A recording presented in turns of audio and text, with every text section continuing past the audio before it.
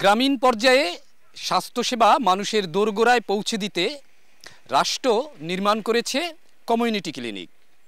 কিন্তু কমিউনিটি ক্লিনিকে যদি থাকে সাপ আতঙ্ক তাহলে কেমন হয়? এমন একটি চাঞ্চল্যকর ঘটনা ঘটেছে ঝালকাঠি জেলার নলছিটি উপজেলার এই কমিউনিটি ক্লিনিকটিতে। সাপের আতঙ্কে আজকে একটা ব্যবস্থা না করে, মানে সাপ যাতে আর না আসে, সাপ তো এখনো ভিতরে আছে, এটা ব্যবস্থা না করে তো আমি ক্লিনিক খুললে বসতে পারি না। একটি নয়, দুটি নয়, ৫টি বিষধর সাপ পাওয়া গেছে এই কমিউনিটি ক্লিনিকের মেঝেতে। এখানে অসংখ্য সাধারণ মানুষ চিকিৎসা সেবার জন্য এসে ফিরে যাচ্ছে। 5টা না 4টা সাপের বাচ্চা হাইয়া মারছে মানুষে মিলিয়া।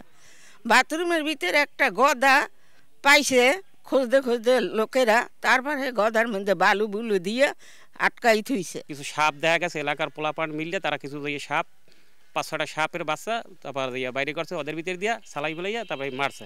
বিষধর সাপের কাছে এই স্বাস্থ্য বিভাগও নিজেও যেন অসহায়।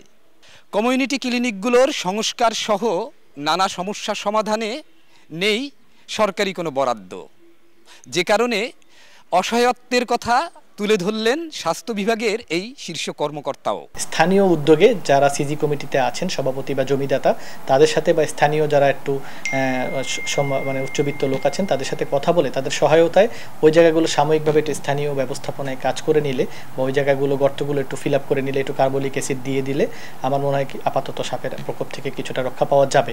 এখন আসলে আমাদের মানে সক্ষমতা বা এই কাজের ব্যাপারে আমরা বারে বারে চিঠি লেখা সত্ত্বেও কোনো সক্ষমতা না থাকায় তাদের অনেক ঝুঁকিপূর্ণ পরিবেশে কাজ করতে হচ্ছে। স্থানীয়ভাবে বিত্তবান সহ সমাজকর্মীদের সহযোগিতা নিয়ে সাপের এই সমস্যা থেকে সমাধান করার চেষ্টা চলছে। পলাশ রায়, সময় সংবাদ, ঝালকাঠি।